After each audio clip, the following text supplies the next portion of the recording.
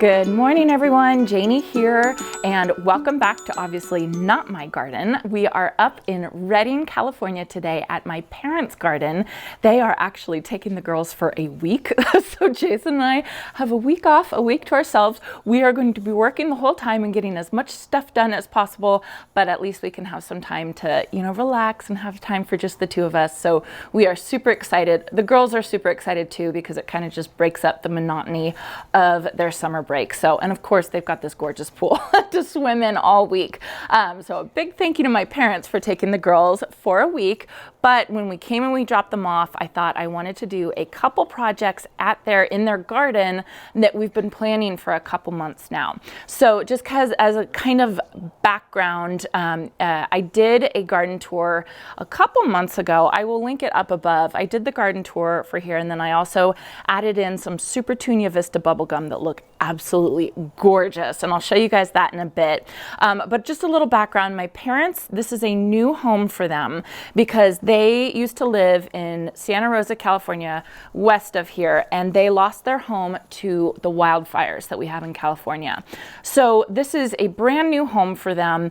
Then when, it was basically started from scratch, like totally blank slate. It's funny, this property actually burned as well, but that's a whole nother story. So this whole property was started from scratch. And then when the pandemic hit, they couldn't get any landscaping in. So I'll show you guys a picture right now, but basically this home has been on just empty landscape for years now at this point. So finally, the beginning of this year, they got their landscape designer in and they did a wonderful job.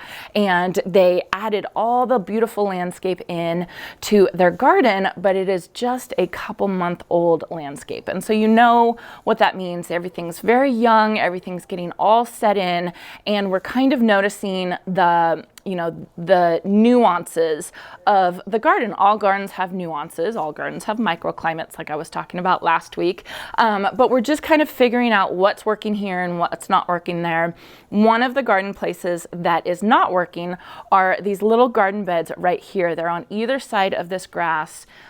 They call it the pool walkway garden beds. You can see right there, and you can see right there. And one of the big reasons why these garden beds aren't working perfectly is because they're right next to the grass, and so they get all the overspray from the lawn sprinklers. And so that becomes a very difficult growing location, because you have to have plants that can handle the heat and can handle the moisture of the grass lawn sprinklers.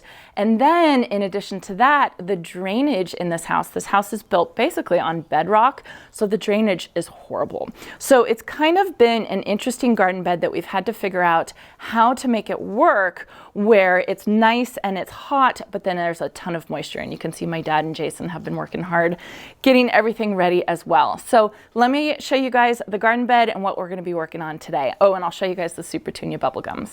Okay, so there's their beautiful pool. It looks absolutely gorgeous. And then this is what they call their pool walkway. And on either side right here, they have these garden beds that butt right up against this lawn, this nice, beautiful lawn that my dad's been taking very good care of. I'm jealous of their lawn. So they had a couple things, and they were more drought tolerant things. Like I know they had penstemon, and then they had some like ground cover, woolly thyme, and stuff like that. And it was just getting way too much water. So my mom took those out and she transplanted them, into other places. But we're kind of left with this open garden bed, and it's kind of a prime area where, we want to put some color. So it's been kind of fun. I've been thinking about what some good things to plant in there, and I think I'm pretty excited about it. Now, these rocks weren't here before. These rocks, Jason and my dad actually grabbed this morning. They have all these, if you come and you look over in their property, because they have their landscape property and then they have all the extra area, and this whole extra area, there's rocks everywhere, and it's granite, and they're beautiful. They're gorgeous, gorgeous rocks, and some of them have lichen on it, and they're free. They're all my parents. So the worst thing is that we have to, I have to ask nicely to have my dad and Jason move them, but it's free landscape rocks that I get to put in all these garden beds. So we've definitely been doing a lot of that. So I will move them. I don't have them in the exact places I want them, but that's going to be some of the structure that we have in these garden beds right here, and I think it's going to be absolutely perfect. You can see it already has drip to it. I think that this is too much drip though. I think that that's been part of the problem with this garden bed, because it's right next to this lawn. You know, there's just too much overspray. So there's too much water. And Jason and I had this issue at our old house that we used to live in. Silly enough, I think back now and I think, why would you do that? But I had beautiful lawn, and then right next to it, I planted bougainvillea, and I put drip to the bougainvillea, and then it had the lawn sprinklers, and the bougainvillea basically died immediately just because it was getting way too much water. It was getting water from the drip and then water from the lawn. And so that's something that you do have to think about if you are planting right next to a lawn, is that those garden beds, you know, deep underneath, it's going to get all that moisture. And if you have poor drainage like my parents do, it becomes a really difficult garden bed. So difficult can be fun though, and I'm looking forward to what we picked out for this garden bed. Let me show you guys the Supertunias real quick before we get started. Look at this, isn't it beautiful? Okay, so I did a video planting all these Supertunias. I found every single one of these at Lowe's, which was just lucky. Basically, I was at Lowe's and I found them, and then I gave these to my mom for Mother's Day, and they just look beautiful. The road that you drive up to get to their house is right over there, and you can see these from the road. They're absolutely gorgeous. This is their little gem magnolia tree, and then they have 2 maples right there, and I just think that this is so beautiful with the gorgeous view in the background. And then you guys probably can't see it, but that is Mount Shasta over there. So it's just an insane view. But I do have to show you guys, it's too funny. My mom found these Supertunia Vista Silverberry at, I don't know, I think she found them at Walmart or something like that, and they were just small. They were in their 4-inch cans, and she didn't realize that they were Supertunia Vistas. And so they were just these tiny little plants, you know, that she was just kind of planting up all along here, and then of course they grew up to that. So I'm making fun of her because it's like bubblegum, bubblegum, bubblegum, bubblegum, bubblegum, and silverberry. So it looks very nice, Mom. It looks beautiful. She's a little sensitive about it. But you know, how would you know that those little 4-inch cans are gonna get as huge as that? But it's a good thing to see. You can see the difference between, or not the difference between the Supertunia Silverberry and the Supertunia Bubblegum. Obviously Bubblegum gets bigger.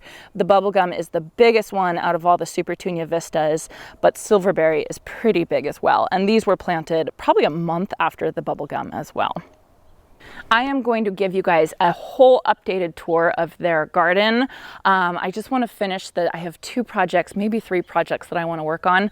I want to finish those first, and then I will do a full garden tour. So that will be coming out a little bit later this week. Right now, I want to get started with these garden beds though.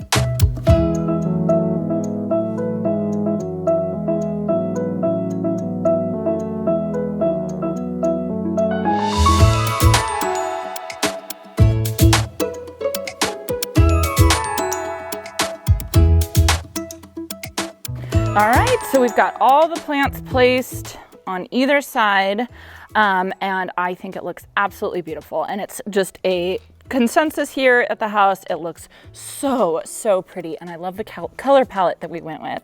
Again, all these plants were picked out because it is right next to the lawn and poor drainage, and all these plants can handle a little bit extra water. The Supertunias are kind of pushing it, but they're just so pretty, and they're an annual anyway, so it'll be fine. Okay, so let me show you guys what I got. Ah, so pretty. So this one is called Honeymoon Light Rose Hibiscus. And this is gonna be the big shrub. It's gonna get, I think it gets 4 by 4. I'll put everything on the 30 inches by 24 inches. I'll put it all on the screen so you guys can see it. But this was the main one that I was looking for because I knew that hardy hibiscus like to have pretty wet feet, pretty moist feet all the time. So I think that it will be totally happy in this spot.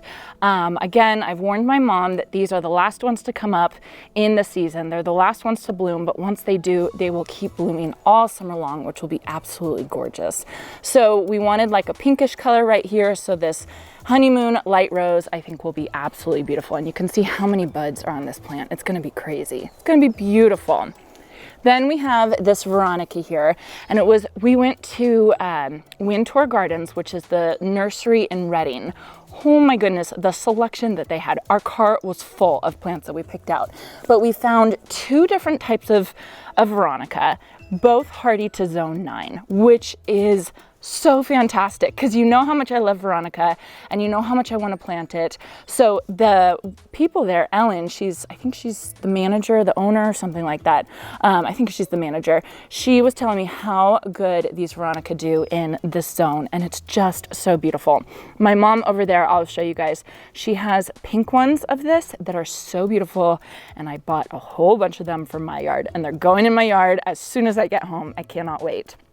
So here I do have Heliotrope Atlantis. We ordered these from Romance, I think that's what it's called, Romance Gardens. It's an online nursery just because we had a hard time finding any heliotrope. And so we found, this is the Atlantis heliotrope that I'm honestly not too familiar with, but it gets 6 to 12 inches tall. And let's see, spacing 10 inches wide to 14 inches wide. But I do know heliotrope does really well in moist conditions. And I love heliotrope. And you can see this one, we found these at Winter Gardens this morning. They're incredible and I love them. And then finally, the gorgeous, the wonderful Supertunia Bordeaux. You can't go wrong with Supertunia Bordeaux. These I ordered, gosh, where did I order these from? I don't know. I've been accumulating these plants over the last month or 2 because I knew I was going to do this project, and I am just so happy with the layout that we decided on. And it completely matches over on the other side of the walkway. It completely matches. Everything is exactly the same. Oh, this is the one I forgot to tell you guys about. This is called SWEETSPIRE Little Henry. I am so excited about this plant. This is kind of the plant that started me off thinking about these. I kind of knew about the hardy hibiscus and I knew how much it likes wet feet, but this SWEETSPIRE is so beautiful. It's just adaptable to everything. So it's gonna love having wet feet. It has these beautiful white blooms that are absolutely gorgeous. I ordered these online from Proven Winners Direct, and I had them sent to my house, and then I gave them to my mom, and she brought them here, and she's just been watering them in their cans, and they have been thriving in this climate. So dry, hot, windy climate, and this guy has just been so happy. So I'll put the details on the screen of, let's see, oh, it's even deer resistant. 2 to 3 feet tall and wide, hardy zones 5 through 9. It can handle sun, part shade, or shade. So basically wherever you want to put this plant, you can put this plant. Let me show you this one really fast. It just looks so happy. So my mom's really excited about this one, and I'm really excited about it as well. Okay, let's get planting.